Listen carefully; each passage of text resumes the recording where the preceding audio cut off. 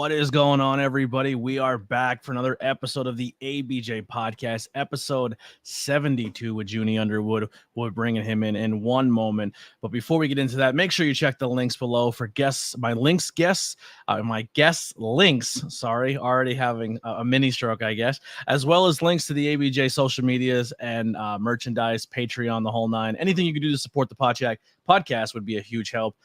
Huge thanks to our sponsorship, SVW, Suplex Vintage Wrestlings. Guys, it has finally happened. A whole store fully dedicated to vintage wrestling. They say it can never be done, but I have seen it with my own eyes. Suplex Vintage Wrestling is a store curated by wrestling fans for wrestling fans, located on 5th Street, Philadelphia, Pennsylvania, just one block south of South Street in the heart of Queen Village. Their shop features the largest collection of vintage wrestling apparel under one classic roof. Their selection includes classic designs featuring your favorite wrestlers from the Golden Age, Attitude Era, Internationals, Indies, and more. And if you're tired of watching premium live events at home, then SVW hosts the best watch party since your friend Kyle's birthday party when you were 12. Our shirts and watch parties not your thing? Let's not forget about their selection of figures, replica belts, trading cards, and their from t-shirts to hats, the rare wrestling and all rare wrestling memorabilia. They have something for every wrestling enthusiast out there. So what are you waiting for? Check them out at Suplex SVW on Instagram or on their website, Suplex SVW, and let them satisfy your nostalgia wrestling needs. Yes, so. And also, huge event coming up this month that my guest will be a part of on the 17th in Pilgaroo Brewing Company in the Pottsville, Pennsylvania, right in the heart of my area. We're going to be having Fight-tacular number 2. If you missed the first one, you've missed out. You can check the replay on Speedball Mike Bailey's Twitch channel. It's on there right now. And if you cannot make it live there because you're not in the area and you can't make it out, it will be streaming once again there as well on Speedball Mike Bailey's Twitch channel. I don't have it linked below, but I will get it in there so you guys can see, and I will share it on all my social medias as well. But my guest here today is someone I got to see a lot on the scene. You've seen him all over the place. He's grinding in the Northeast scene. You've seen him on GCW, Sanctuary, everywhere. The Lost Boys, part of this Lost Boys stable, they are just absolutely killing it. So without further ado, let's bring him in. My guest tonight, Juni Underwood. What's going on, bud? Not a whole lot. I'm glad I could be on. I'm super happy you are here. I'm very, very excited for this. We eventually will have every member of the Lost Boys on. That is my promise and my goal for the podcast, because they're all extremely talented. Even the underage one who can't drink. You know what I mean? Two of them. Oh yeah, two of them that can't drink. Yeah, I'm the oldest one. I'm the oldest Lost Boy. Ryan is a year younger than I am, and then Ethan is just turned 20, and Miles is about to turn 20. Yeah. Yeah, we're they're the young lads for sure. Awesome, man. So this is gonna be a lot of fun. We're gonna learn a lot about you and dive right into it. So let's get the first one in. What is your earliest memory of becoming a fan of professional wrestling? So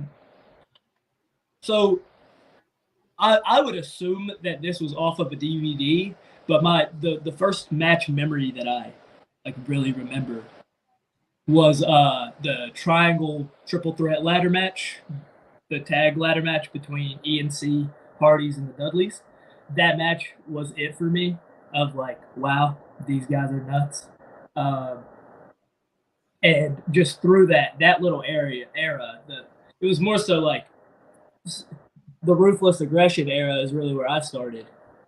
And then obviously I had some really cool old school Stone Cold Steve Austin VHS tapes. So I would burn that to the absolute ground. And my dad would have like this nice little collection of a bunch of old like 98, 99 pay-per-views. And that's I would just watch those until I literally couldn't. Yeah.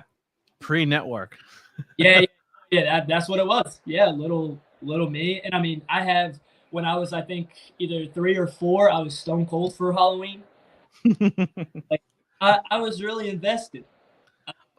And I mean, from there, it continued to just spiral. And then TNA with the X Division, my favorite wrestler of all time, Chris Sabin, who probably the biggest reason as to why I decided to start wrestling in the first place. Just the way that he can tell stories and also have these incredible move set, which a lot of people I feel like have a hard time combining the two. Sometimes you can tell a really good story, but you don't really you don't do cool stuff. And then sometimes you do really cool stuff, but you don't know how to tell a story. And people like Chris Sabin, people like Speedball, they have found how to do both. And I want to be a part of that. I want to be able to do really cool stuff, but also tell a really good story. And so, yeah, it just kind of all spiraled. And it really all started from Jeff Hardy. Like, Jeff Hardy, Edge, like those. Mm-hmm. And Christian Cage is a big inspiration for me in terms of my wrestling. But, yeah, I didn't know I wanted to be a professional wrestler, like, super early. But, like, before I was 10, I was like, yeah, I'm going to be a professional wrestler. And then just as time went on, I was like, oh, no, I don't know if this is going to pan out for me. And then I was 19. I was in college. Life was kind of like, I don't know what I'm going to do with my life. And then I went upstairs on a Friday to get a peach Snapple. And that's a story for later in the podcast. Yeah. It is insane growing up in this business and watching it and seeing all that, and then eventually get transitioned to that point where you're like, what am I going to do with myself? Now, growing up, were you always athletic? Did you play sports? Was that something you did, or how if you met Juni in school growing up, what kind of person were you? I definitely had a chip on my shoulder.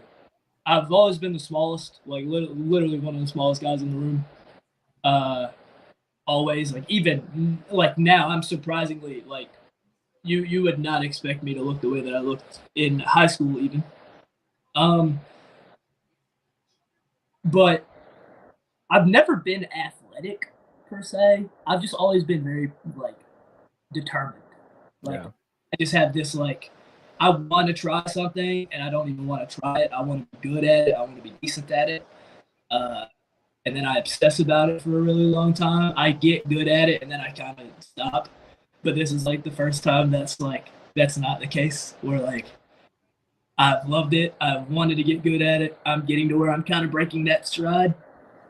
And I will not quit. I have all, like, I'm full speed ahead. The mind is stronger than the body. Oh, it is. Yeah. And that from, I did cross country, and so from 7th grade all the way to 9th grade, I was literally unable to do any physical activity at all. Because if my head got jarred just enough, I had a hole in it from, I had some ear surgeries where I had to get my eardrum removed. So I sort of just had, like, a hole in my head. And basically, if I got hit too hard, who knows what could have happened. Could have been very fatal, could have put me in a coma, anything could have happened. The doctors strongly advised against physical activity. And so the first time I ever ran a 5K, it literally took me like 42 minutes. And this was like late into my 9th grade year, or middle-ish of my 9th grade year. And I was like, man, I have no stamina, which makes sense because I literally couldn't do anything for 2 to 3 years of my life. And I kept running and I kept running, and I was like, I'm going to get good at running. I hate running, but I'm going to get good at it. And then by the time I was a senior in high school, I qualified for state championships in cross country running. Like, the fastest I've ever ran 5K was 17:46, I believe. Jeez. So like a big jump from 9th to 12th grade. And it was just, if I did a 5K, I would need a month and a half to get it done. No, it's a lot easier than people think. I'd be walking and like, oh, a bar, and then I'd go into it. But right, like, it's just the mind is so much stronger than the body, and if you just will yourself to do things, sometimes that's all it takes. Yeah. So at what point in time, you kind of allude to a little bit, what point in time did you say, all right, this is, I want to pursue this. I want to become a professional wrestler. And how did you go about finding your school, and what was the process of that like? So the school process was kind of okay. I wish I was like on Twitter more to like really understand like what I was kind of getting into. But it was so prior to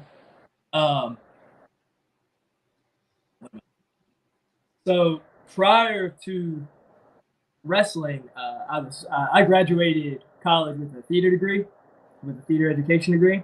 But prior to getting into theater education, I was a graphic design major, and so I hated it. It wasn't what I wanted. I wanted to draw like comic books and stuff like that because I was an artist at the time. I definitely don't know how I would do in terms of picking up a pen now.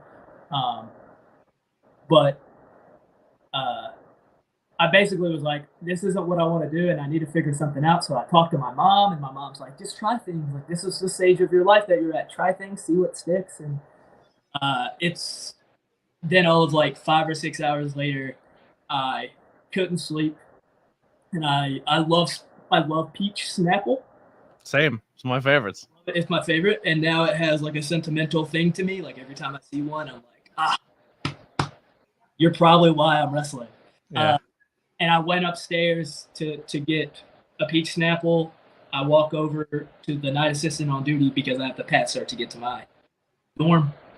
And I was like, what are you doing? Like, it's like 2:45 in the morning, almost 3 a.m. And I'm like, what are you doing? And she's like, I'm watching a musical that I'm going to audition for. And I was like, oh, that's really cool. And she was like, I guess just to be nice, she was like, you should audition for it.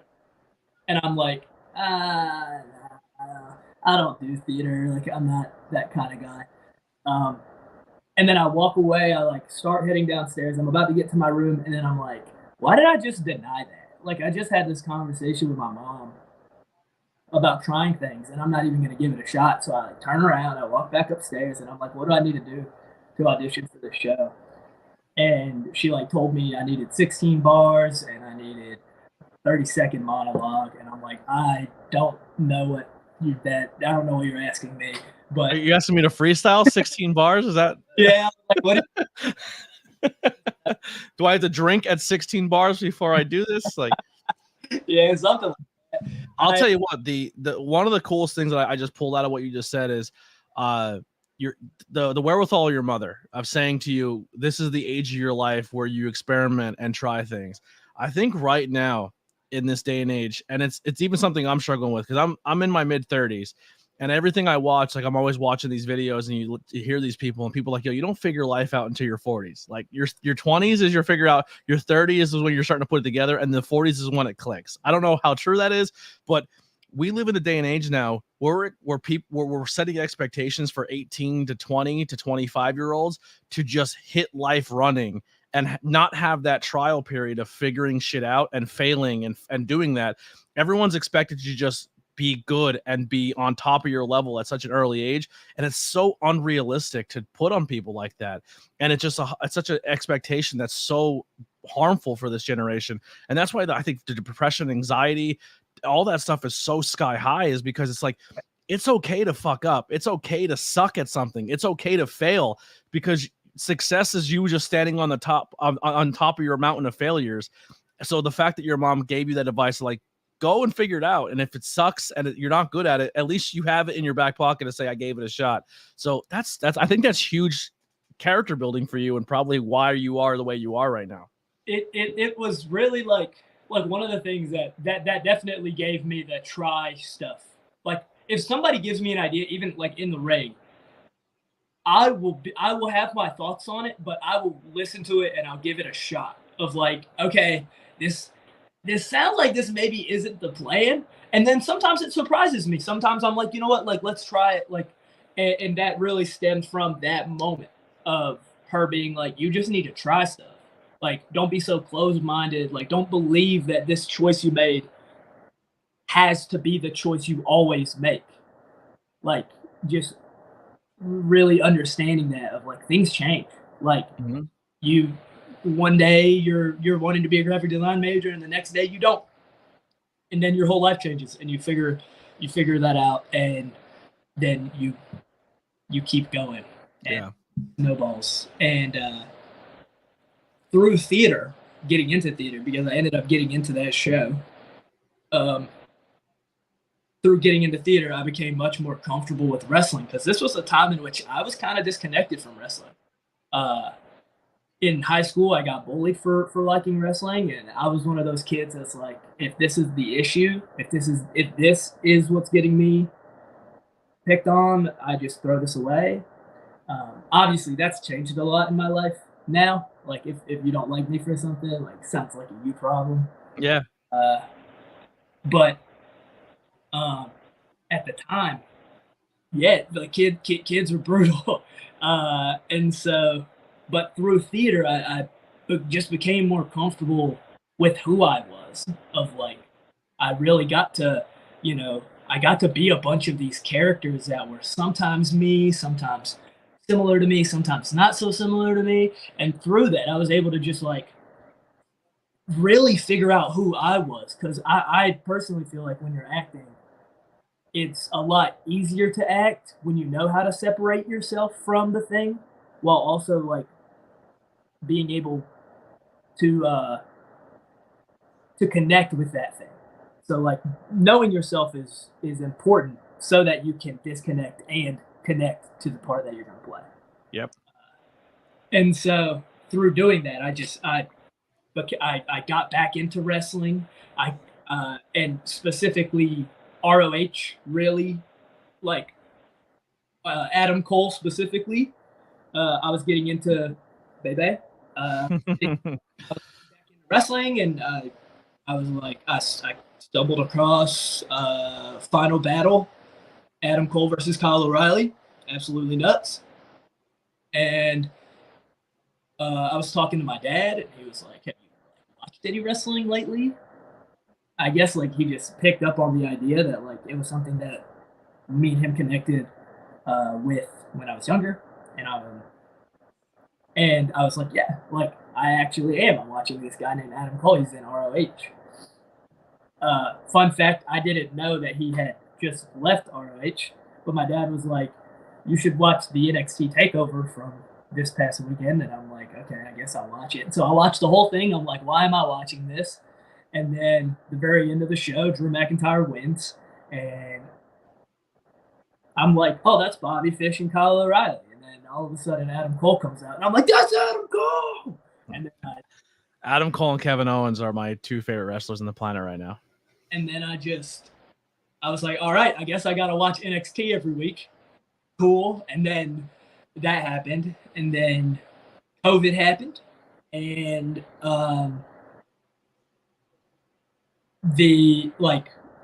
around that time period, a little before that, Johnny Gargano versus Adam Cole, 2 out of 3 falls, which 2 out of 3 falls is my favorite stipulation. Just to throw that out there. And yeah, just then that's when it kind of clicked. I was asked a question by a former partner of mine, and she was just like, hey, what are some things that, like, what is a dream that you had that you didn't get to do? And I was like, well, when I was a kid, like, and even through my teens, like, I wanted to be a professional wrestler. And she was like, why not? And I didn't have a good answer outside of money. And I've kind of come to that realization of like, if money's the answer, I think there's a I think if we can stick to it and focus, I think we can figure it out. Like, if money's the only reason I'm not doing something, I can figure out how to make this work. Might take extra time, might whatever, and it did. It ended up taking like a year basically for me to move up here, begin training. Which I guess goes into that part of the question, begins training. Where are you originally from? I'm from North Carolina. Okay. I was born in Philadelphia, Pennsylvania. My mom and my grandpa lived here a lot. And when I was born, my mom and my dad moved down to North Carolina. Okay. So when you grew up in North Carolina, and then when you started your training, you moved back to PA. I moved back up here because my grandpa owns a house. here. This is where I'm staying. So I don't have to pay rent. So it's very helpful. Yeah. And so that was kind of the idea. And then around here, you had Wrestle Factory, the Worldwide Dojo, all of that. And I began training with Sonny DeFarge. Like I told you earlier, love that guy. So talented, so insanely talented. More people need to be aware of Sonny DeFarge. Possible guest coming up on the podcast. Just put that out there. I wish more people knew of his talent and his gift, and he's very, very great human. And then of course I ended up beginning to be trained by Cheeseburger, who, wow, Cheeseburger is literally insane. He has helped me out immensely over the last 2 years, and through him is how I met Speedball, and then I began training with Speedball Mike Bailey, who he's insane. He's so good. I had the immense honor and privilege to wrestle him at the last Fightertainment show. Stole the show. Thank you. And it was like one of those moments where that was almost that was a level up match for me, even if it wasn't a no ring. But there was a match that I had prior to that, like we'll get to in a little bit, that really I feel like set me up to be prepared for that match. If that Fighter Entertainment would have ended with you versus Speedball and that would have been the go home match, nobody would have been upset with that. I don't think so either. And I also think they wouldn't have been upset because we probably would have added another like 5 to 10 minutes on it. Yeah, it was really there was not a bad match that entire show. Every match was, or every fight, or however you want to lay it out, was highly entertaining, and it was good. But it was also because the fans were giving so much energy as well. So it was really fun to feed off of. But yeah, you guys killed it. Like I was like, wow, that was really good. Yeah, I just and Speedball has been helping me out a ton. Like through Speedball, I've gained like just really strong, solid connections with people like Jordan Oliver, which the future of professional wrestling, Jordan Oliver. There's no doubt about it. Like him and Nick Wayne are the next thing. Like you're gonna be talking about them in 20 years, being like the same way we talk about Adam Cole and everybody else. Jordan, to me, I'm a huge Shawn Michaels fan. And every single time you talk about professional wrestling, you say, who's the next this, or who could be the next, and everyone says Shawn. And you have the guys like the Cole, like Jordan Oliver could be the next Shawn Michaels. For sure. And he would love that you said that because it's whole thing. I have a whole shelf of Shawn Michaels right here. He's basically trying to be the next Shawn Michaels. And he's so talented. He's very good at it. And I've been learning from him, just like kind of sitting under his learning tree and helping. He has helped me out so much, and he's just so giving. And what's so cool about Jordan is, like, even though he's obviously so much further into his career than I am, it's cool that it at least seems and feels as if he's, like, taking thoughts from me of, like, he'll ask for an opinion and I'll tell him. And, like, he accepts it instead of like trying to fight on it and basically tell me that I'm a greenhorn, you know. He's very humble, and I think that's what sets him apart is how much he absorbs from everybody around him. And he knows what works for him and what doesn't. And it's like, oh, you're giving me this thought. Maybe I try it and we'll see what happens. And like, it's just so cool to see because there's a lot of people in this industry that are not that way, that don't listen to you at all and think that their word is God's. And that's sad. I feel bad for you. But yeah, then you have people like Jordan and you have people like Speedball who are just a tree of wisdom, and they want to gain wisdom as much as give wisdom. And so it's really sick to just be around those people. That's a crazy Mount Rushmore of people you've been under. The Sonny, Cheeseburger, Jordan, and Speedball Mike Bailey. I mean, that's iron sharpens iron to its full extent right there. Trying very hard, yeah. Yeah. It shows in who you are as a person and when you do perform in front of people. Now, and the crazy thing is the two things that you could probably benefit the most in this business: graphic design when it comes to your merch and your logos, but also the acting side of things and the theater side of things. Because how you were saying before, a lot of people don't they're so involved in what getting to their next spot, getting to the next point of the match point of the match. But you look at people like your cheeseburgers, your sunnies, and your speedballs, who are all those people too, who are like, wait a second, you have to do what you gotta do, but then play to the crowd. You know what I mean? Sell that character, sell the story of the match, and that's super important in this business. And it's an art that's, when it's done right, it's praised, but when it's not done right, it's one of the biggest critiques of this business right now. It's also it is also really hard to do that. Like it's really hard to be like, all right, I got to be ready for this Rana, but also not show the audience that I'm preparing for this Rana. And that's just, it's difficult because like you're trying to make sure that you get the spots right, and like it's hard. And I don't know how you do it. I watch people put together matches and they talk about, and you only have 10-15 minutes, because independent wrestling is not like what you watch on TV where they probably go over a match and do it on house circuits and house shows for a month before they hit a pay-per-view, and then they finally hit everything together on a pay-per-view. Independent wrestling is essentially an open mic night at a bar. You know what I mean? Like, you're not prepared for your song. Your band's still trying to get itself together, and you're figuring out within 15 minutes, have to have everything planned. A lot of it's on the fly, and you have to still play to the crowd, but also you have to protect yourself and your opponent so both of you go home that night. It's a lot to this business, which is super impressive when you break it down and think about it. Yeah, and I think it's really cool because I have like a couple of examples of that, because at Limitless, I ended up getting there a little late, and so I basically just had to kind of like know my stuff, and they were just like, hey, we have the structure, you kind of just got to plug and play. And I was like, all right, luckily I know my stuff, and I did, and it was really cool because like we were just able to bust it out, like, because sometimes that's just the easiest thing of like, hey, we have the story, what do you do? And as long as you know what you do, you got it. And it's like, it's there. And my whole point with the Limitless thing, I was like, I want to tell a small little story. I want to try to pick up the biggest guy in the match. Can't do it. All right, cool. I'm going to kick him, and he's going to bounce off the ropes, and then I'm going to pick him up. And then momentum. Yeah.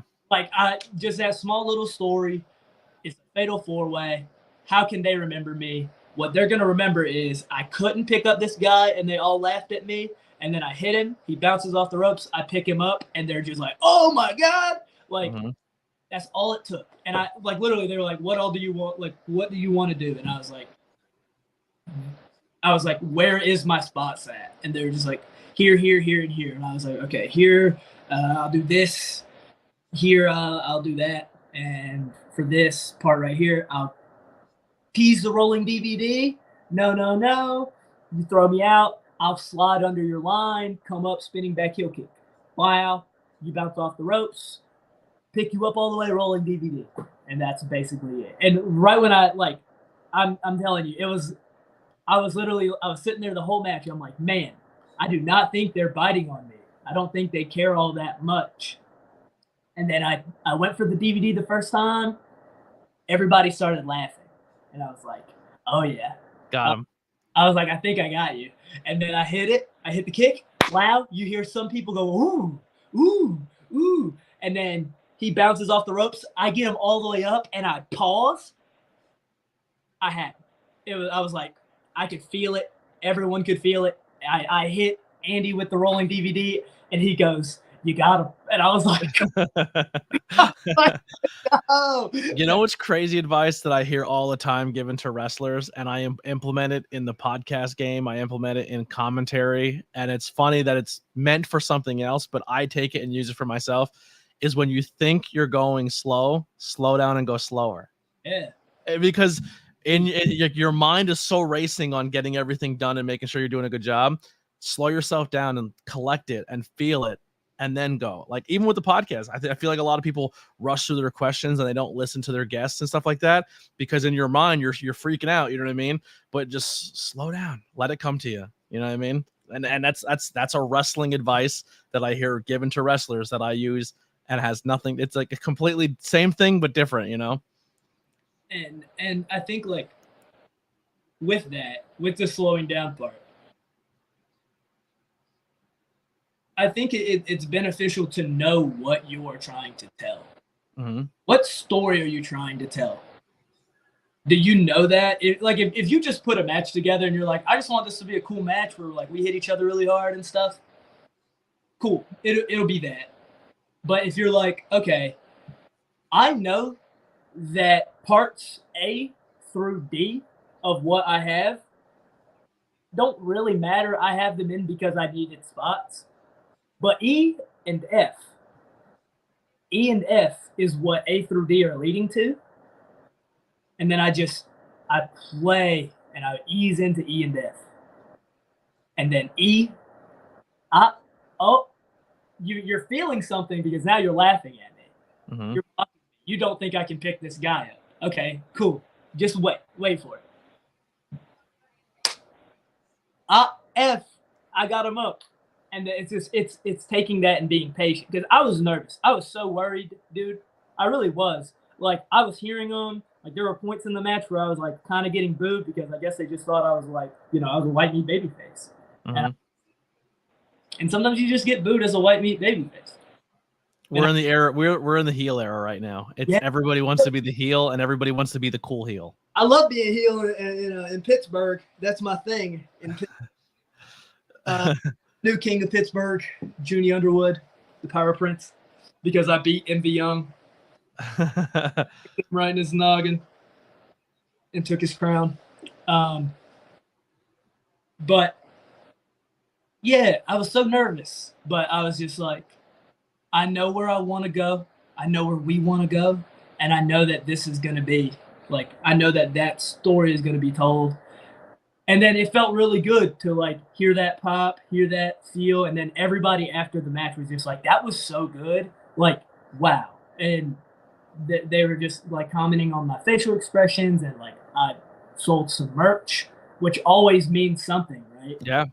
So it turned into a good thing. And all that was patience of just listening to things that I was told by Jordan, Sonny, Speedball, Burger, of just like, the story. You just gotta be patient. Don't rush the story. You're building, like, everything builds. And yeah.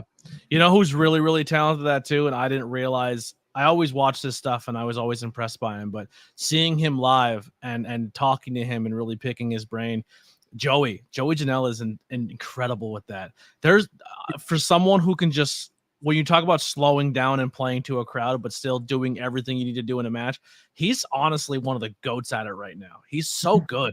He's so talented. And I think one of the coolest things, and I've heard him kind of talk about it in other podcasts and other forms of media, but the AEW thing for him was like, he kind of went in with a mindset of like, I'm the king of this shit. Then AEW kind of brought him down and like humbled him a bit. And then he was just like, he had to regroup, and this new version of Janela post AEW is the best version I've ever seen of him. Right. And he's on a tear. Yeah, he's so good. So good. So the name Juni Underwood and this character, where did you pull from this? How did this come out? So Juni is Junius is my name, my real name. Mm-hmm. And when I moved up to Philly, I began just going by Juni. And then Underwood is kind of an homage to Dax Harwood. Mm-hmm.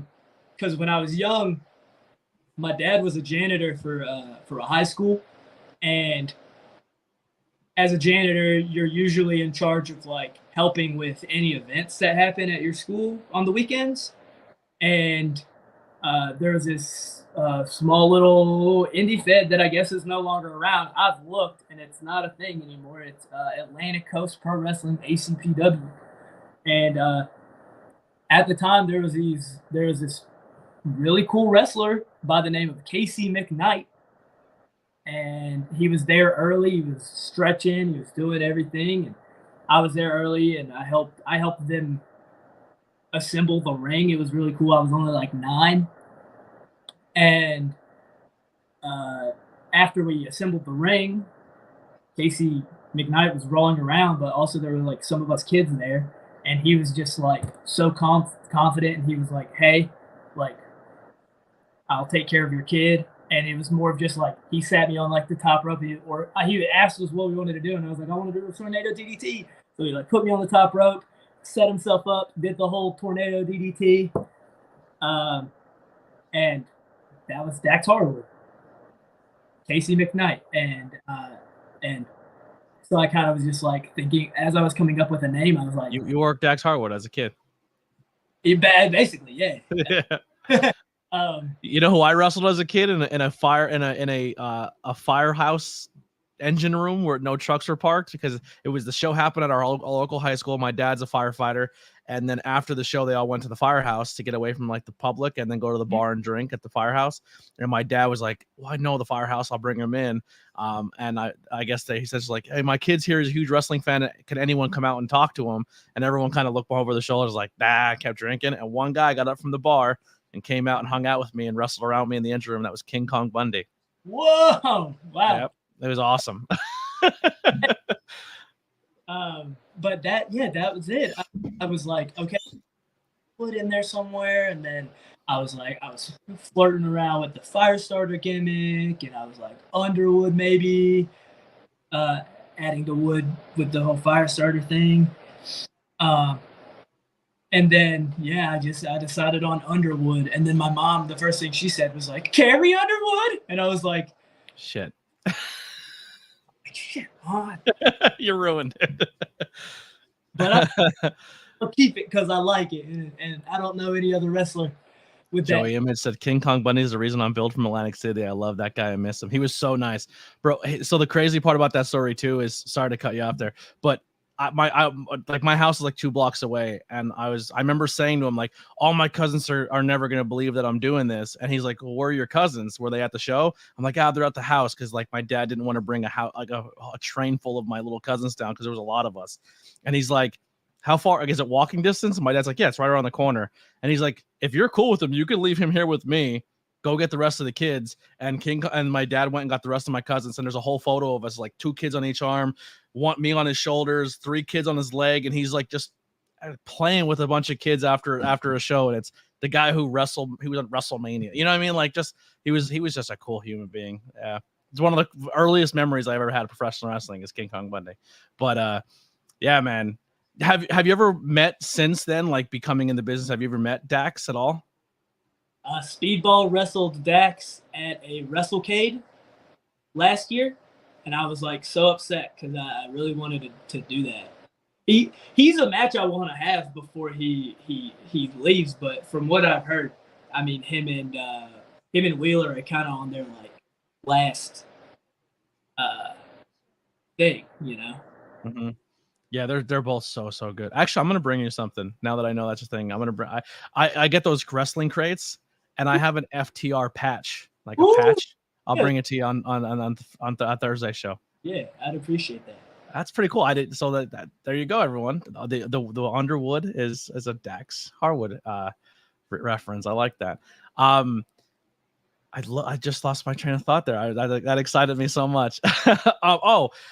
People that you've worked so far in your career that that stand out to you, or moments that, like, maybe a match that you had that was like that clicking moment where you felt like you hit that next level. You said wrestling Speedball at the brewery was one of them.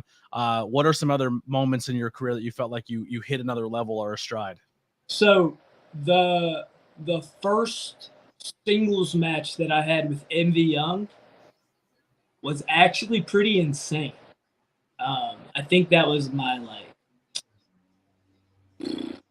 mid 50s in my matches. I'm currently at 88. I had 88 as my Limitless debut. Wow. And that's you don't wrestle like someone who's under 100 matches in their career so far. Thank you. Well, what's interesting is that number, the whole numbers of things is something that like kind of is interesting, because I know people who have been wrestling for like 4 to 5 years that haven't had 88 matches. because they only wrestle inside their 25-mile bubble of their house. But that's my point of like, on September 5th of last year, I had my 7th match. It was when I debuted as the Firestarter Juni Underwood. And so since then, I'm now at 88. So I've had 82 matches. Do you keep a journal or a book? Yeah. I got a book. I that was something that I didn't know was a thing until I was almost a year and a half into my commentary thing. And then I'm like, I'm already too far gone at this point. I'm not going to start it now. But the person I heard say that they did that, and it blew my mind that he literally has every single match he's ever done is Ace Austin. Mm-hmm. And he almost lost in a house fire. And he was at everything in his house that he would have lost all. That was the one thing that he was like, my journal, because that has from the day he trained on is all in there. I'm like, that is such a cool idea, is the journal. Like, it's so crazy. But that's been a big thing for me. Like I make sure I write all of them down, and sometimes if I have time, I'll write some little like notes about it. Mm-hmm. But I write them all down.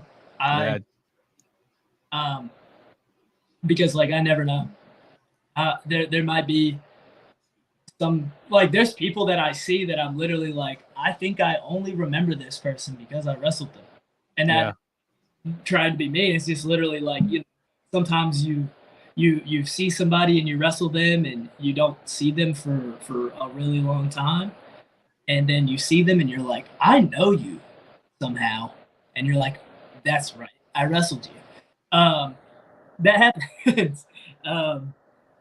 But yeah, that match with MV, man,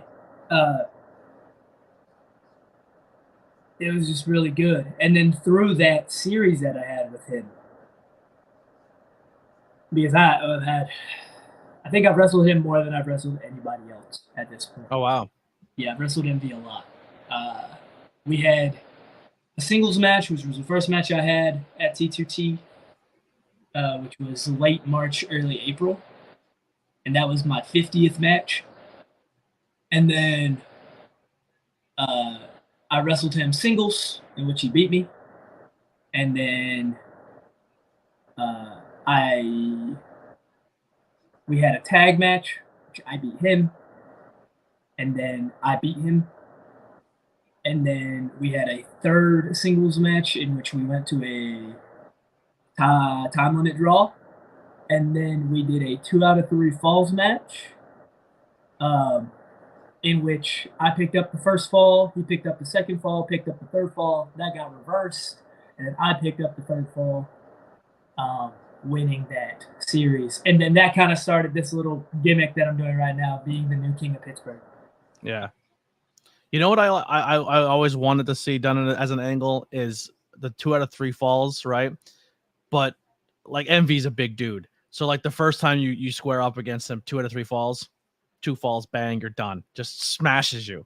Mm-hmm. And then you build back up and then have that 2 or 3. First match, he just kicks you, like first fall, he just destroys you, and everyone's like, this is gonna happen again. And then you sneak out a second fall, and that whole third fall, you have the whole crowd eating it, because the story of the 2 out of 3 falls matches, like him just destroying you and then you slowly working it back. I just like that. You don't really see that very often in 2 or 3 falls. Like it's almost like an Iron Man match. Like if you're a smart fan, the whole beginning of the Iron Man match means nothing.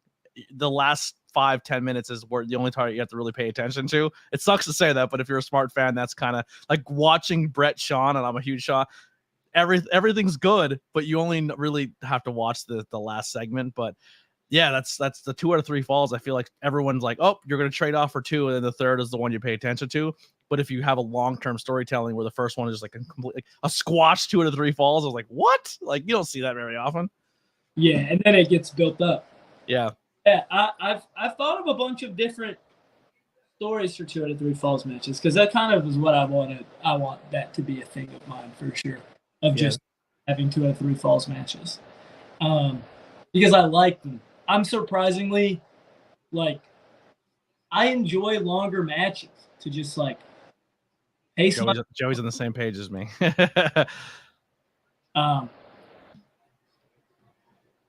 But I definitely want that to be a part of my image. of just like be a 2 out of 3 falls guy. And a lot of that I do think is probably because I watched a lot of Motor City Machine Guns growing up. I think they've had easily the best 2 out of 3 falls matches. Just recently, Bullet Club Gold and FTR 2 out of 3 was crazy. That match was awesome. One of my favorite matches is 2 out of 3 falls Motor City versus Generation Me. That match was awesome. 2 out of 3 falls Motor City versus Beer Money.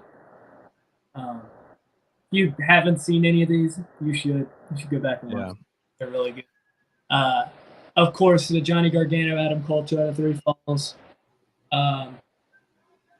The Paul London versus Bryan Danielson of ROH. That match was awesome. Paul London, also great human. Don't know if you've ever gotten a chance. No, I've never met him. I did a seminar with him, and I met Kendrick. He's awesome. I believe it. Kept in good touch with like Paul London. Like him and I message back and forth every so often. I check in on him, and it's really cool. He's a really sweet, really cool dude. I've only ever had one bad experience meeting somebody. Every person I've ever got a chance to work with, like for a while there, I was helping with this promotion. I was helping them do their meet and greets, and I would sit with talents for 3 or 4 hours and just hang out with them. Mm-hmm. Everyone I ever met was so dope. Like even people I was like, oh, this is gonna be really like I'm like kind of intimidated. I'm like, are they gonna be in character the whole time? And they were super dope. Like everyone was super cool. Right. Yeah. Nah. There's always people that really do surprise you. Like I have a really, really fond memory of Jake something. Because it was the first I was a driver for this New Japan show a little over a year ago. I hadn't even debuted yet, I don't think. And like even in like a battle royal. But I drove Jake something and we were at this like either Target or Walmart. I can't remember which one. Same. You know? Yeah. And this guy looks at Jake something and is like, wow, you're huge. And Jake's like, thank you. And he's like, what do you do? And he's like, I'm a wrestler. And he was just like, what are you hanging around with these guys for? Like me, I'm like small. And he's like, you look like a wrestler, but they don't. And I'm like, that's mean. But we leave and Jake literally goes, don't worry about that.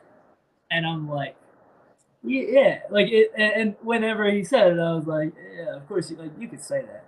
But then like we got in the car and he was like, no, like for real, like you're young, you're just now starting. There's going to be a point where you start looking like a wrestler, and that doesn't even mean you're super jacked. Like I think now I've gotten to this point when I walk into a place, most people know. Like I give that energy now of like I have kind of stepped into my own and like know where I'm at and what I'm doing. To bring him up again from the beginning, you know who's that embodiment? Jordan. Yeah. Jordan was the scrawniest dude, no, like zero confidence, and then like a lot of younger wrestlers who like are young and they can't put the muscle on, they can't put the size, and I'm like, study Jordan, like just stick with it. And right now your body's not going to develop because you're young and it's hard to put muscle mass on, but learn your craft so when your body catches up, everything's going to fall into place for you. And he's the perfect example of that. Oh, for sure. And like I think it's just, I don't know, Jake saying stuff like that of just like, don't worry about what the people are saying. It is something that is commonly said, but it just felt different. It was one of those like I really needed to hear that at that time. And so I always have like a super fond memory of Jake, of like, wow, like that guy was really sweet. Like he was a really cool dude. Mike and Maria Bennett for me was a huge turning point of like how to take yourself seriously in this business and fight for what you want. Yeah. But yeah, just having people in this business, people that you see and look up to, and you get to have a conversation with them. And sometimes that's like all you really need to hear is just something decent from them. Yeah. Like Adam Priest on Saturday. Like, I was stressing out, dude, because I left my wrestling shoes in Pittsburgh. I was in Maine. And I was like, oh my God, I left my shoes in Pittsburgh. I got here at 6:30. I'm kind of late. Like, obviously, they all understood why I was late because picking up 2 stars. But, like, you know, all these things were kind of going wrong. But after the match, Adam Priest was like, hey, like, can I talk to you? And I was like, yeah. And he was just like, you're really good. And I'm like, thank you. Like just that, like, pulling me aside and just being like, you're good. I can see it. And there was a point where we were calling the match and somebody walked by and was like, Juni's the man. And Adam Priest was just like, I can tell. Like, I can see the way he calls this, like the way he's calling this match. I can tell he's good. And so just like having that moment of like, all this stuff is kind of going wrong, but then I do the match, I do really well, and then have that kind of full circle of like, hey kid, like, you're doing great. Like, yeah, that's awesome. Well, we are at that 50-minute mark. If anyone has any questions in the chat, please get them in. And I don't want to keep this too long. I'm having an absolute blast. Bro, I've learned so much about you. I hope people learn some things here too. We have one thing in the chat here. Joey said, speaking of doing what you want, don't listen to old Fs like me, fucks like me who aren't big into the flippy stuff, but do what works for you. If you do something flashy that crosses the crowd, make a mental note. I agree. The flippy stuff is like good, right, to an extent. That's the style of wrestling that's getting over now. But like I said, if you can incorporate the flippy with the storytelling and crowd work, like the old school people like, I think that's where you meet your perfect match, and I think that's where you find the two come together very nicely. I'll have one last question here that we'll answer, and if anything pops in the chat, we'll end with that. But the biggest thing that we'll end with is the stable. I think the biggest thing that I don't think enough people are doing on the road now is, and I always credit it, for me anyway, the people who I start seeing it do it the best, and they've literally taken over the PWI 500 with it, and they're helping each other grow and getting themselves out there, and they're doing storylines that go cross promotions. The Goons with Killian McMurphy, Big Dust, all those guys, just Miles Morales, like all of them, they're just killing it. But they have this Erica Lee part of that, but they have this thing where they're friends. It's almost like an independent clique where they're friends. They help each other through their good times, help each other through their bad times, but also help each other get booked and also put together storylines that are compelling, that it's good enough that other promotions are willing to say, well, we'll take that storyline too and bring it here. And you guys are doing that with the Lost Boys. The Lost Boys are a stable of really young, hungry talent who are sticking together. Even if you guys show up at a place and you're not the Lost Boys and you work separate angles and you all do your own character, the idea of what the Lost Boys are, of traveling together, being there for each other, is really important. How did that come about? How did the name come about? And how important to you is that stable of the Lost Boys? That's great questions.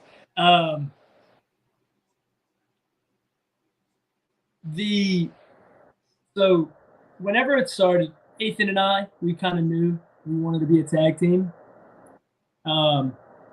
We clicked very early on in training.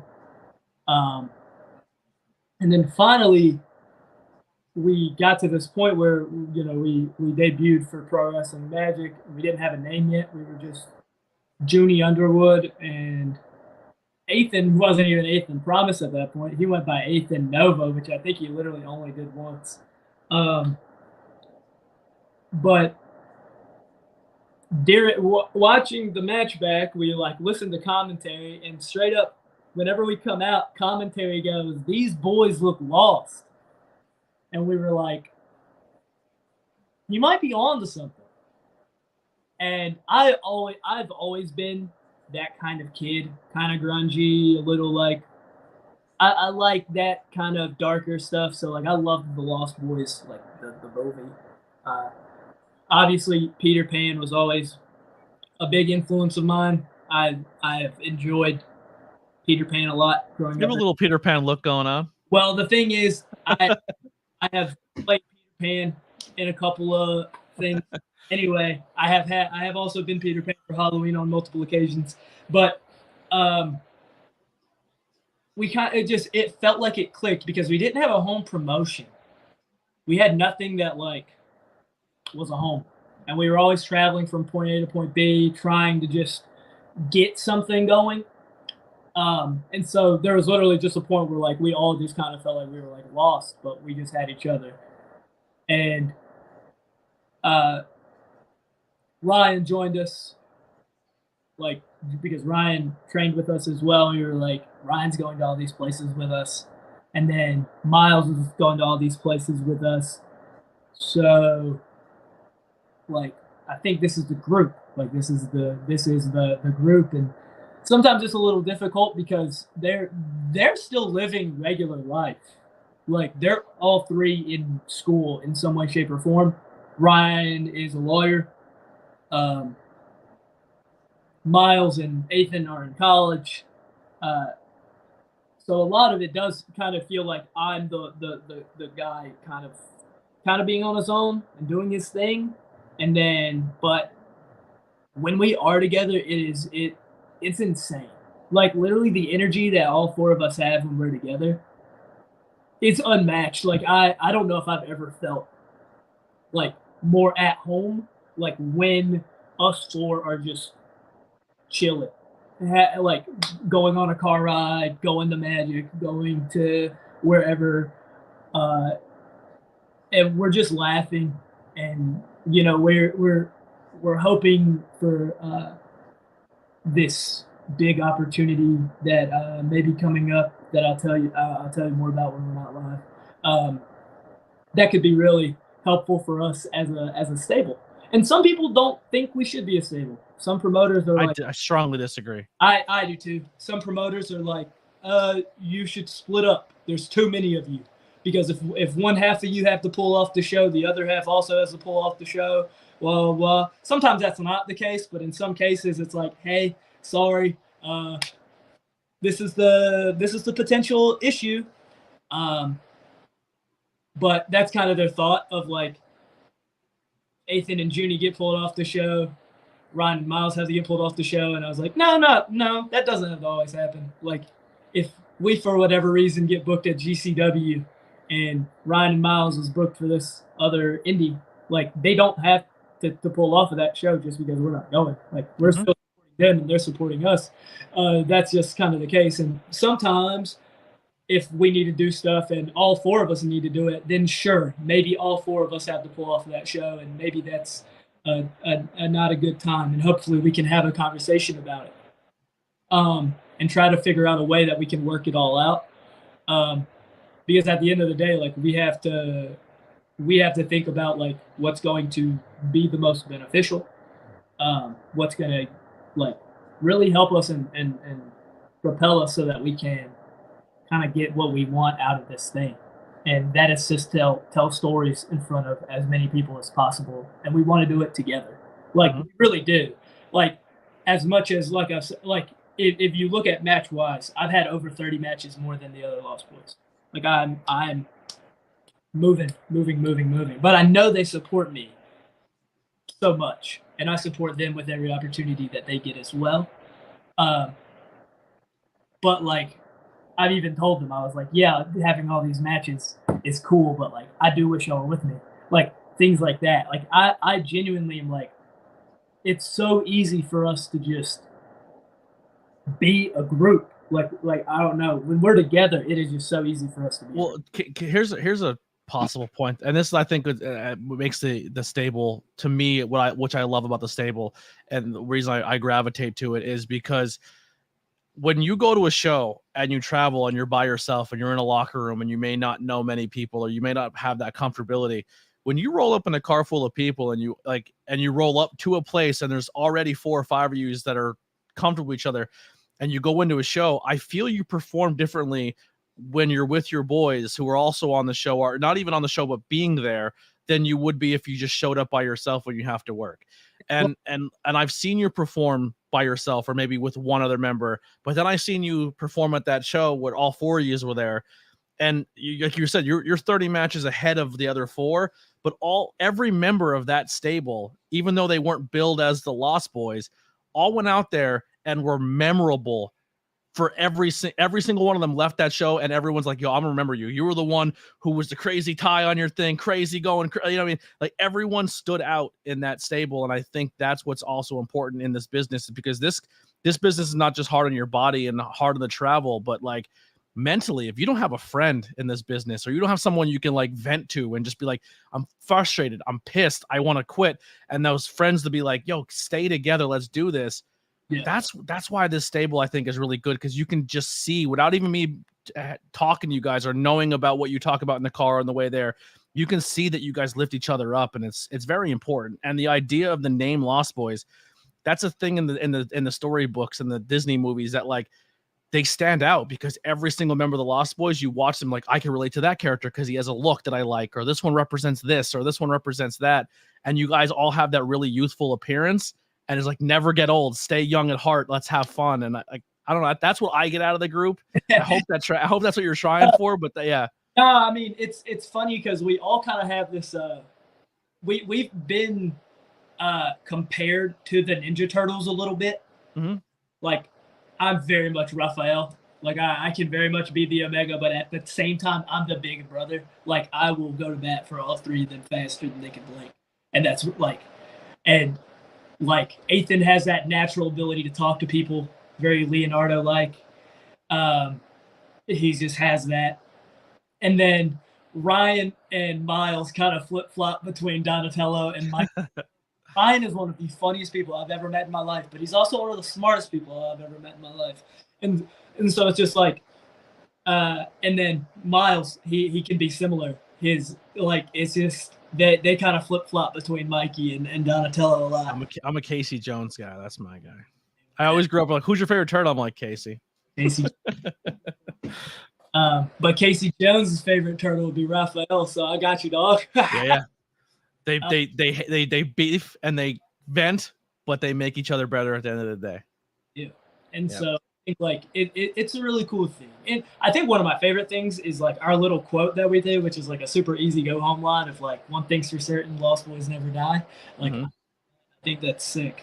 And you can't kill these either, because your heart is, like you said, your minds are stronger than your bodies. Minds are stronger than our bodies. Yep. It's insane.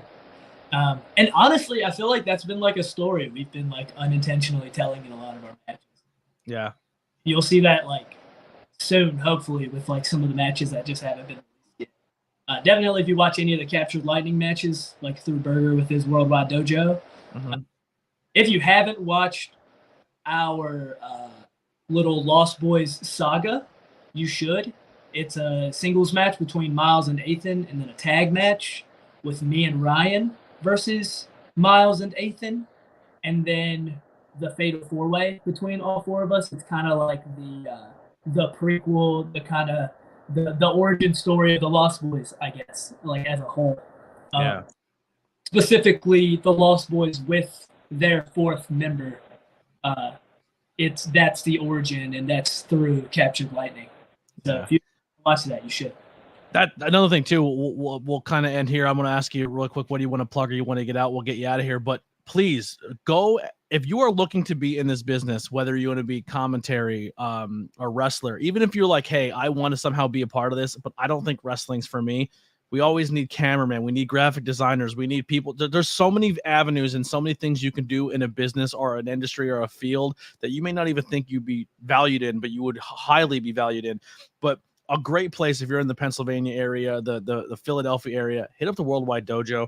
That the talent that is there right now and the people that are in that school are absolutely unbelievable. I've been fortunate enough to interview a few of them already on this podcast, and I'm just scratching the surface. There's so many talented people there, and just, if you haven't been there at all, when you walk in, the history of that building, like when you train there and you're working there, you're like, man, the people who have come before me, who have stepped in these walls, if these walls can talk, man, that's gotta on the wall. Yeah. Oh, yeah. I always joke around. I'm like, if I was ever a student here, I'd be like, Cheeseburger, take my photo down, because do you see who else is up there? I don't belong to be here. But please hit up the Worldwide Dojo. Like you said, on their YouTube channel, they are doing a lot of stuff that you can watch and support. They are an amazing school and promotion, and they're pumping out just amazing talent. Very good. It's a very good time. Anything else you want to plug or get out before we get out of here, Juni? No, I mean, if you want to buy any merch, Brainbuster. Link is below. Yep, link is below. And if you don't want to use the link and you just want to go on Brainbuster, you can just type in Juni Underwood. You can also type in the Lost Boys, and Lost Boys merch will come up as well. And then, yeah, my Twitter handle, well, my X handle now, I don't know. Yeah. Whatever handle. Usually it's Juni Underwood Pro or Juni Underwood FS Pro. It's one of the two. Yeah. So thank you very much for having me on. Thank you so much for doing this, man. I hope, like I said, I think this is really cool. We got to learn a lot about you. If you are free this month on the 17th, come out to Pilgrim Brewing Company. Tickets are on sale right now. Fightertainment 2 already announced. Speedball Mike Bailey. Summers and me. Juni. Yeah. The 3 announcements. I'm sure more to come. Last time we had some really, really fun names there, really cool people. Come out, hang out, have some good beers. It is an absolute blast. Get there early because it is shoulder to shoulder, and you will have an absolute. I'm telling you, you're gonna have a really good time. Like I said, any other shows coming up that people can come see you at? I wish I would have known to have my notepad out because maybe this Friday at the Sanctuary. Oh yeah, no, Friday at the Sanctuary, most likely. That is most likely. I do want to get up there. I really wanted to get there Sunday so that I could wrestle Ricky, because that is a match that I think would kind of help both of us out a whole lot, because we would do some. Ricky wrestled an impromptu match with Frankie Picard, which was really entertaining. Sick. Yeah. But yeah, then this month, April 19th, Red Rose Rumble in Lancaster at the baseball field. Yes. I'm trying to remember the name of the Three Legacies. Well, no, Three Legacies Wrestling, Red Rose Rumble, but there's it's not Barnstormers. Maybe it is Barnstormer. The baseball team. Yeah. That show is going to be insane. They're gonna have the crowning of the first ever Three Legacies Wrestling champ. I get to have a sweet fatal 4-way match against Prince Piranha, Montekia, and Facade. Ooh. Yeah, that's going to be a really sick match. And yeah, it's just going to be really fun. It's a lot of cool stuff. Like Shannon Moore is going to be there, Dirty Dango, Heath and Rhino. Like there's going to be a lot of really cool names. I think it's Heath and Rhino versus South Philly's Finest, I believe, in a tag. Yeah. For sure. And then, and Ricardo is just killing it with Three Legacies. Have you seen the attendance in that places they've been putting out? They're killing it. Yeah, I've been very lucky to have become a regular at those shows. So. Yeah. If I still had a car, I would have definitely been putting my name in to try to get some work there. But unfortunately, I am out of a vehicle and I am stuck in these 4 walls. I can't travel anywhere. But if I can find a ride, I will definitely come out and support and come and see the show. Sweet. We'll have to figure that out. But everybody that gets a chance to, for sure. Lancaster. All right. Well, listen, that's going to do it for the ABJ Podcast, episode 72. We are back on Thursday at 7 o'clock, and things are going to get weird and things are going to get creamy because the leader of the Creamy World Order, Stan Styles, will be on the podcast. So, and then breaking news now, coming back on Monday, the 7th, Syrian Rain will be on the podcast. Tuesday, one half of the Stepdads, Wade Kruger. And then on Thursday, the 10th, we're going to get big with Big Dan Champion coming on, drinking some beers, talking some pro wrestling. So that's what to expect but this week and then all of next week. So we have a lot of cool guests, a lot of big names. Wait till you see who else is coming on this month. It's insane. And then I have a whole list full of people for the next month or two. I'm really excited with the way this podcast is going. If you can support, the Patreon is there right now. Patreon just general support, but it helps keep the lights on to pay for some things like StreamYard and Canva that help things going. T-shirts and merch are available for myself as well too, but please support my guests, follow on all social media, and we're going to keep this train rolling. The ABJ podcast has left the station, and we're off to grow. If you are watching this or listening to this on any platform, try to jump over to the YouTube side. I'm about halfway when it comes to my viewership to get monetized, and we're still on that quest for 1K followers. And if you want to listen to the podcast in your car, follow us on all major podcast platforms: Spotify, Apple, Google, iHeartRadio, Amazon Music. We're on all of it. Leave a review. Hitting a like and a share button on a piece of content that people put their work into costs you nothing, but it literally can change someone's life, because the more eyes on stuff, it helps more than you know. And that's any content. If a wrestler posts a clip, share it, because you never know who's going to see it, and it can help tremendously. But that's going to do it for the ABJ podcast. We'll be back, like I said, on Thursday, but here's some music by the Converse Kid. We'll see you next time.